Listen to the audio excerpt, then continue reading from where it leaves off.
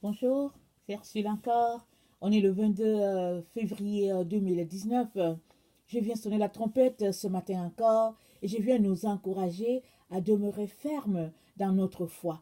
Alors, vous savez que tout ce que l'ennemi fait à tous les jours, c'est de nous décourager, c'est de nous empêcher d'arriver à cet endroit-là que le Seigneur nous veut. Et nous, en retour, nous devons lui résister. Et ça demande d'être vigilant, ça demande d'être éveillé, ça demande aussi vraiment de la bonne volonté. Parce que si, au fait, les conditions peut-être sont favorables autour de nous, mais que ce ne sont pas de bonne volonté, alors les choses n'iront pas, les choses n'iront pas dans le sens de notre Seigneur Jésus-Christ. Amen.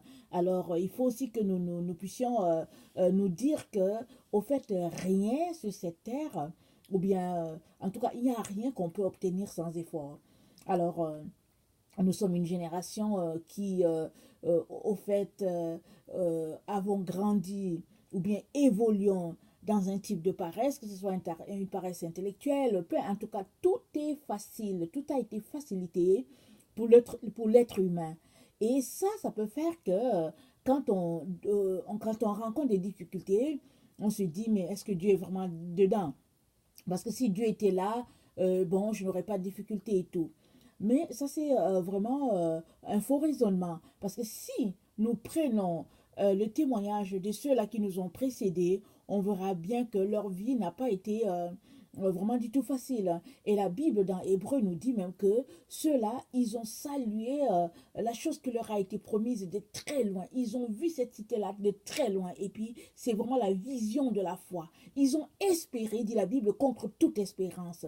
Alors, si tu es quelqu'un qui veut marcher avec le Seigneur Jésus-Christ et arriver au bout, il est donc important que tu puisses espérer contre toute espérance que cela va arriver parce que c'est la promesse de ton Seigneur Jésus-Christ. Et toi, tu as besoin de t'accrocher à la foi que tu as en lui. Amen. Donc aujourd'hui, je viens continuer la série d'enseignements que nous avons sur est-ce qu'un chrétien peut être possédé. Et le titre d'aujourd'hui, c'est comment passe-t-on du stade de chrétien normal à un chrétien possédé. Alors, donc voilà. Et vous savez que le débat bat son plein au milieu des enfants de Dieu. Ils disent toujours qu'un chrétien ne peut pas être possédé. Alors, ça dépend. Est-ce que tu es un chrétien qui marche dans le feu de l'esprit? Alors, si c'est ton cas, alors c'est sûr et certain qu'il n'y a rien qui reste en présence de l'esprit. Quand l'Esprit Saint est là, alors tout ce qui est péché est consumé. Quand le Saint-Esprit est là, alors tout ce qui est mensonge, tout ce qui est noirceur est consumé. Mais si tu es juste un chrétien qui marche selon ton entendement, qui, au fait, te limite à faire tes ABC de la foi chrétienne et qui ne veut pas aller plus loin, alors je suis désolée de te dire que oui, tu peux être très bien être possédé, tu peux très bien être possédé par plusieurs démons d'ailleurs. Alors, quand Jésus était sur cette terre, dès que les démons le voyaient, les démons se manifestaient. Mais de nos jours, nous avons des personnes qui sont remplies des démons. Et si peut-être le Seigneur n'ouvre pas vos yeux, tu ne verras pas forcément. Si le Seigneur n'ouvre pas tes yeux, tu ne verras pas forcément. Alors, parce que non seulement la personne qui est en face, elle est chrétienne, mais sa chrétienté est peut-être telle que, bon, le démon, en tout cas, il est encore latent là, et puis bon, il est latent dans l'autre personne, il peut se cacher, il peut se camoufler. Mais devant le Seigneur, dans la lumière de Jésus-Christ, les mauvais esprits ne peuvent pas se cacher. Alors, de dire qu'un chrétien ne peut pas être possédé, c'est de dire que vraiment ce chrétien-là marche dans le feu de l'esprit, marche vraiment dans le feu de la parole de Dieu. Sinon, au fait, c'est une personne comme tous les autres. Alors, si ce chrétien-là ouvre les portes, alors je ne vois pas pourquoi les esprits mauvais n'emprunteront pas cette porte-là pour pouvoir nuire à cette personne-là. Alors, vous savez que aujourd'hui, quand quelqu'un donne sa vie au Seigneur, et si c'est dans une église ou quoi, très souvent, les gens, les leaders de cette église-là s'organisent pour pouvoir encadrer cette personne-là spirituellement. Alors, il y a des églises où ils ont tout un programme pour pouvoir aider les jeunes chrétiens à marcher et tout ça. Alors, malheureusement, dans ces programmes-là, au lieu de garder la personne proche du Seigneur, ces programmes-là éloignent la personne du Seigneur parce qu'il y a tellement de lois, des règles selon la dénomination fréquentée que finalement, ce n'est qu'une charge pour l'âme de ce nouveau converti-là. Et à la fin, non seulement cette personne-là devient une adepte, un adepte de cette église-là, mais aussi cette personne-là s'éloigne carrément du Seigneur Jésus-Christ. Alors cette personne-là pense qu'elle avait le Seigneur, elle pense que vraiment ce qu'elle fait convient parfaitement au Seigneur, alors que cette personne-là vient tout justement d'acheter son ticket pour l'enfer parce qu'elle s'est retrouvée à être euh, enseignée par des règles, des pratiques religieuses qui n'ont rien à voir avec la loi de l'amour de notre Seigneur Jésus. Donc, euh, il est donc important que nous puissions faire très très attention quand autour de nous, nous avons quelqu'un par exemple qui a donné sa vie au Seigneur, ou bien quand il y a quelqu'un autour de nous que nous amenons au Seigneur, il est important qu'on s'assure que on lui présente strictement la vérité de l'évangile et qu'on n'y ajoute rien de nous-mêmes et qu'on n'ajoute rien de notre dénomination. Alors c'est très important d'encourager l'autre personne qui cherche le Seigneur à lire sa Bible et à passer des heures à lire la Bible parce que c'est quand tu lis la Bible que le voile t'est ôté et l'Esprit Saint, qui est l'enseignant par excellence, te révèle de quoi il est question et l'Esprit Saint même te révèle la partie dans la Bible qui te concerne. Et parce que euh, marcher avec le Seigneur, c'est aussi avoir cette relation-là de proximité, cette relation-là de un à un avec le Seigneur. Et ça demande que tu puisses venir devant lui, tu puisses venir t'asseoir à ses pieds pour se faire enseigner de lui. Mais si tu te retrouves par exemple à être enseigné par un humain, assure-toi que cette personne-là qui t'enseigne n'est pas en train d'enseigner une doctrine, mais qu'elle est en train de t'enseigner les principes de la foi chrétienne. Et ça, c'est dans la Bible. Tout est dans la Bible. Alors, euh, assurons-nous que nous ne sommes pas en train de nous égarer, par exemple, ou bien en train d'égarer quelqu'un d'autre. Alors, l'autre truc aussi, c'est que souvent, quand quelqu'un devient chrétien, euh, il peut se retrouver à vivre cette situation-là que Jésus-Christ a décrit dans la parabole du semeur. Il dit qu'un semeur est sorti pour s'aimer et il y a certains grains qui sont tombés dans les endroits pierreux. Alors les endroits pierreux, et puis ce qui fait que, bon, ça n'a pas pu pousser parce qu'il manquait vraiment de quoi faire pousser cette plante-là. Et Jésus-Christ a expliqué que les endroits pierreux, c'est les tribulations, les difficultés de cette vie. C'est-à-dire que c'est une personne qui donne sa vie à Jésus, alors elle l'accepte et tout, et elle marche avec lui, et puis subitement, ou bien chemin faisant, alors il y a des difficultés. Alors cette personne-là, les difficultés de cette personne-là est telle que elle renonce finalement à suivre Jésus-Christ, ou bien elle le suivre, mais elle le suivent clopin, juste par exemple pour, euh, pour ne pas avoir cette culpabilité-là de l'avoir abandonné. Mais si vraiment tu as donné ta vie à Jésus-Christ, alors il est important que tu saches que Dieu est esprit. Et tout cela qui s'approche de lui doit s'approcher vraiment dans la vérité, en tremblant, dans la crainte de l'éternel. Parce que Dieu n'est pas un humain comme toi et moi. Alors si on veut vraiment servir le Seigneur, allons-y jusqu'au bout.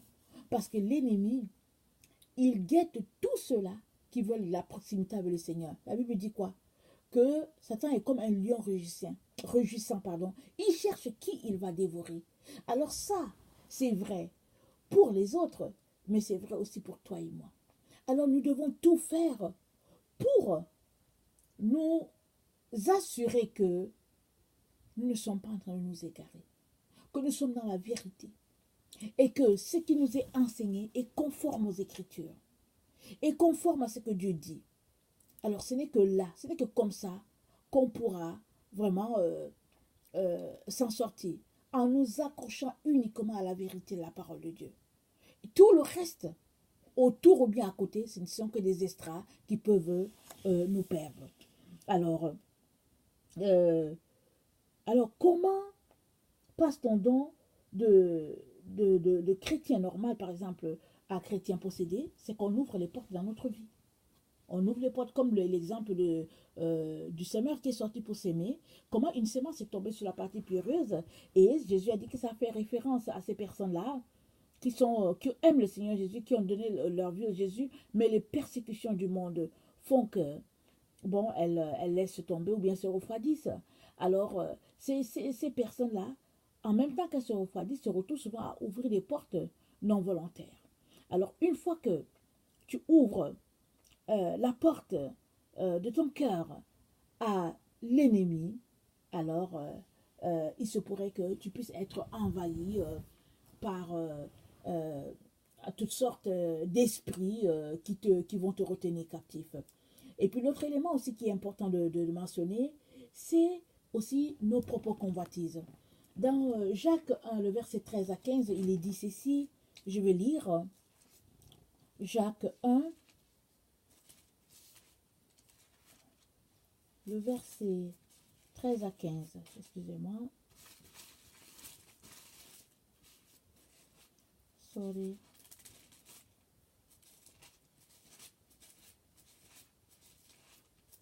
Verset 13 à 15. Alors, que personne, lorsqu'il est tenté, ne dise c'est Dieu qui me tente, car Dieu ne peut être tenté par le mal, et il ne tente lui-même personne. Mais chacun est tenté quand il est attiré et amorcé par sa propre convoitise. Puis la convoitise lorsqu'elle a conçu enfant le péché. Et le péché étant consommé, produit la mort. Donc, nos propres convoitises fait que on ouvre les portes vraiment qu'on ne devrait pas ouvrir. Et là, finalement, les démons viennent nous contaminer. Ils viennent, et quand ils viennent, ils ne viennent pas pour faire un tour, ils viennent pour s'installer. Alors, il y a un passage dans Matthieu qui dit que quand tu as un esprit méchant et que tu le chasses, il s'en va, il erre.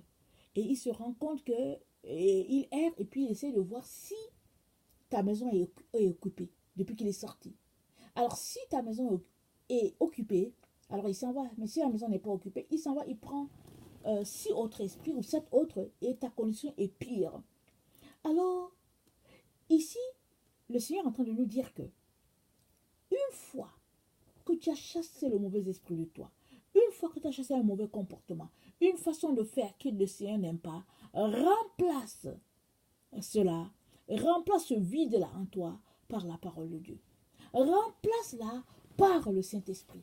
Parce que seul le Saint-Esprit en toi va te donner de pouvoir vaincre toutes les tentations et de pouvoir passer vraiment le test haut la main.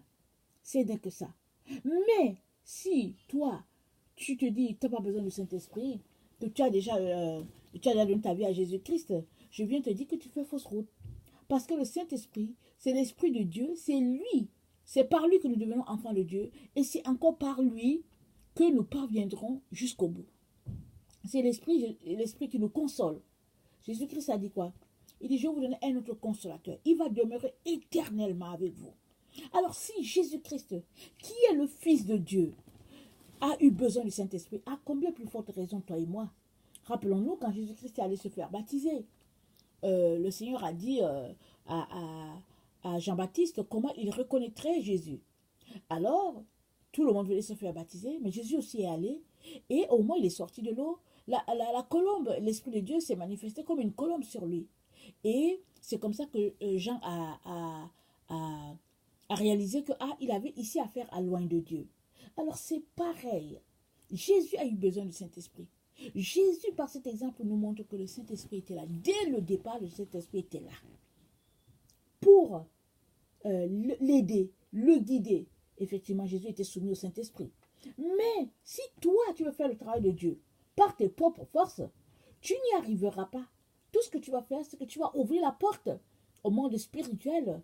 Et à la fin, alors tu seras celui-là qui sera vraiment déçu dans cette affaire. Alors il est donc important que nous puissions nous assurer que nous faisons bien notre tâche en tant qu'enfant de Dieu, mais que nous fermons toutes les portes de notre cœur, de notre âme, de notre esprit, afin que le malin ne vienne pas s'installer en nous. Ça, c'est très, très important. Et l'autre élément qui est aussi important, c'est les faux enseignements qu'on peut prendre sur Internet par-ci, par-là, parce que vous savez, sur Internet, il y a toutes sortes de personnes. Toutes sortes de personnes. Alors, si ce n'est pas Dieu lui-même qui te dit, oui, écoute telle personne, ne t'y aventure pas. Parce qu'il y a tout sur Internet. Il y a des gens qui font des monnaies, il y a d'autres qui... Non, mais je ne peux même pas citer. Il y a toutes sortes d'aberrations sur Internet. Mais il est important que toi, tu viennes demander au Seigneur, qu'est-ce que tu peux faire pour pouvoir, euh, euh, par exemple, prendre un bon message ou bien écouter la bonne personne. Et tu dois être constamment en train de prier, en train de te repentir. Parce que sinon, la Bible dit quoi? Que l'esprit est bien disposé, mais la chair est faible. Alors rappelons-nous, dans 2 Samuel 11, le verset 2 à 3, je lui ai donné cet exemple-là, je le donne encore. David, alors David, bon, il s'ennuyait. Alors, il a vu la belle Bathsheba à travers sa terrasse qui était au-dessus, qui avait un étage. Et de là, il a fait venir Bathsheba. Et puis, il l'a humilié. Et après, bon, il s'est servi, quoi, parce qu'il a vu une belle femme. Son égoïsme l'a poussé jusque-là. Et donc voilà, et ça a ouvert les portes dans la vie de David. Ses enfants ont été abusés, sa fille a été violée par son propre frère. David a perdu la royauté pendant un certain temps parce que les enfants voulaient le pouvoir. C'était vraiment une situation catastrophique. Quand on lit l'histoire de David à cet endroit-là, c'est vraiment triste et c'est catastrophique. Mais ça nous apprend quelque chose. C'est que une fois qu'on connaît la vérité, il faut demeurer dans la vérité, il faut pratiquer la vérité.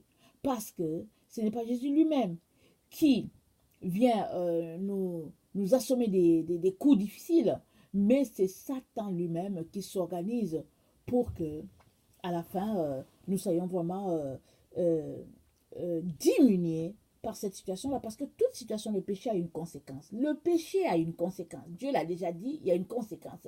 Alors, pour éviter les mauvaises conséquences, il est donc important que tu puisses te tenir droit, comme une aiguille, comme on dit, pour ne pas, au fait, offenser ton père. Et toutes ces choses-là, ça ouvre des portes. Et ça nous donne tout simplement d'être enclin aux choses charnelles, alors que la Bible nous dit que c'est l'esprit qui vivifie et que la chair ne sert de rien. Alors, quand donc l'esprit est vivifié, alors la chair, elle est soumise. Mais si c'est la chair qui est soumise, alors à partir de ce moment-là, ça devient difficile. Puisque nous sommes sur cette terre, Jésus-Christ nous a laissés sur cette terre, et pendant que nous sommes là, en train de faire notre chemin, il nous est demandé de nous épurer, de nous purifier, de nous sanctifier à tous les jours. Parce que Jésus-Christ vient chercher une épouse sans tache, ni ride, ni rien de semblable. Alors si toi, tu te vautres dans toutes sortes de péchés ou de liens, alors finalement, tu es en train de prouver, tu es en train de te prouver et de prouver à tout le monde autour de toi que, au fait, tu ne feras pas partie, par exemple, de ceux-là qui attendent le Seigneur Jésus. Mais si tu crois que dans ton esprit, c'est la chose que tu aimerais le plus avoir sur la terre, alors il est donc important que tu puisses laisser de côté vraiment les passions de ce monde. Il est important que tu puisses prendre du temps devant le Père et il va te montrer les convoitises que tu as. Parce que, comme on a dit, c'est chacun qui... Il ne faut pas que quelqu'un dise que c'est Dieu qui le tente, mais c'est chacun qui est tenté par sa propre convoitise. Alors, quand tu viens devant Dieu, à tous les jours, à tout moment, le Seigneur ne manquera pas de te pointer une faiblesse dans ta vie. Et il ne manquera pas de te le pointer pour que tu puisses te débarrasser de cela. Et en plus de cela, il vient lui-même t'aider à te débarrasser de tout ce qui te garde captif. Alors, comment est-ce qu'un chrétien passe de chrétien normal à chrétien possédé? C'est qu'il ouvre la porte à certaines choses. Parce qu'ils se disent, oh, ce n'est pas grave. Bon, le Seigneur me comprend, etc., etc. Mais oui que c'est grave. Mais oui que c'est grave. Donc, il est donc important, mes chers frères et chères sœurs, que nous fassions tout qui est en notre pouvoir. Par exemple, pour ne pas cliquer sur un lien quelconque en ligne et on ne sait même pas c'est quoi, parce que vous savez qu'il y a plein de pièges sur Internet. Alors, quand tu te mets à regarder, c'est comme une chasse au trésor. Tu cliques là et après tu te dis, bon, ok, je vais cliquer celui ici, je vais cliquer là. Et puis finalement, non seulement tu es entretenu dans une sorte de paresse, mais aussi tu te retrouves à te mettre dans des liens et des liens à ne plus finir. Et à la fin, tu es frustré. Et parce que tu penses que c'est Dieu qui te veut du mal ou quelque chose, mais c'est toi.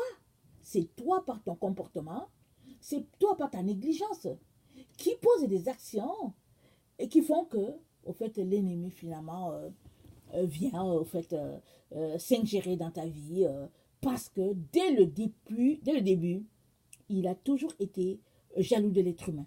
Il est venu séduire Adam et Ève dans le jardin et il n'a pas arrêté de faire ce travail-là jusqu'à ce que le Père vienne nous enlever sur cette terre. Il n'a pas arrêté.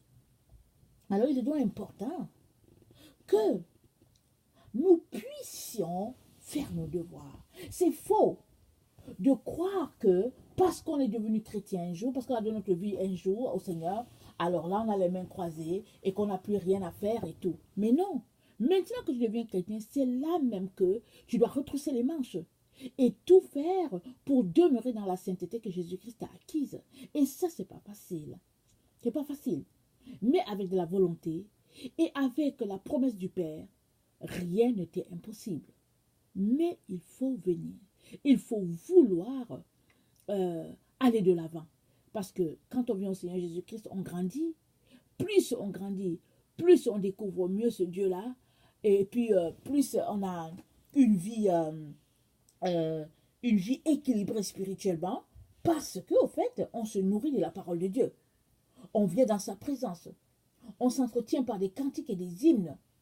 Parce qu'au fait, vous savez, si nous ne faisons pas ça, alors je ne vois pas comment on va se retrouver dans une relation de proximité avec le Seigneur Jésus-Christ.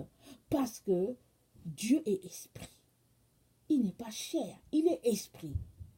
Alors, si tu t'approches de lui, tu dois te dire que, au fait, tu abandonnes tout et que tu le veux comme seul maître de ta vie. Et là, il va venir faire un travail extraordinaire en toi. Il est vraiment, mes chers frères et chères sœurs, il est vraiment euh, important et même essentiel que nous puissions travailler d'arrache-pied de manière à se débarrasser de tous les liens qu'il y a dans notre vie, quand même ce ne serait pas un lien de possession démoniaque. Vous savez, souvent, on n'avance pas tout simplement parce qu'on est dans un réseau d'amis.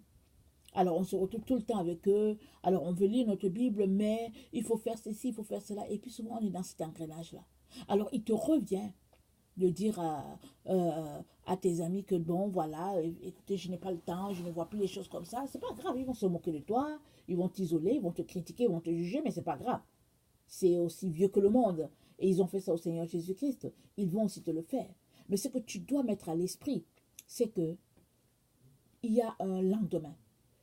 Tu dois mettre à l'esprit qu'un jour tu te tiendras devant Dieu, le Père, pour rendre compte. Alors que lui diras-tu? Alors quand tu réfléchis comme ça, tu es un homme aguerri, tu es quelqu'un qui est sage et tu fais tout pour bâtir ta maison sur le roc. Alors, quand on bâtit sa maison sur le roc, on ne s'amuse pas avec ceux-là qui veulent bâtir leur maison sur le sable. Il est donc important, chers frères, chères sœurs, que nous puissions vraiment travailler de manière à fermer nos portes. Parce que, oui, tu peux bien passer du stade de chrétien normal à chrétien possédé. Alors, c'est pas parce que on ne voit pas à l'œil nu que tu ne l'es pas, par exemple. Alors, il est important donc qu'on puisse s'examiner chacun pour sa part. Alors, si toi, tu es quelqu'un qui ne connaît pas le Seigneur, je viens te dire que Jésus-Christ est mort aussi pour toi. Il est mort afin de te réconcilier avec Dieu le Père. Alors, je viens t'encourager à lui donner ta vie, à faire tes recherches, tes investigations pour savoir si Jésus-Christ est le seul pont, la seule vérité, le seul chemin. Amen. Que le Seigneur vraiment puisse nous fortifier tous ensemble. Voilà, je vous aime beaucoup et Dieu davantage. Merci.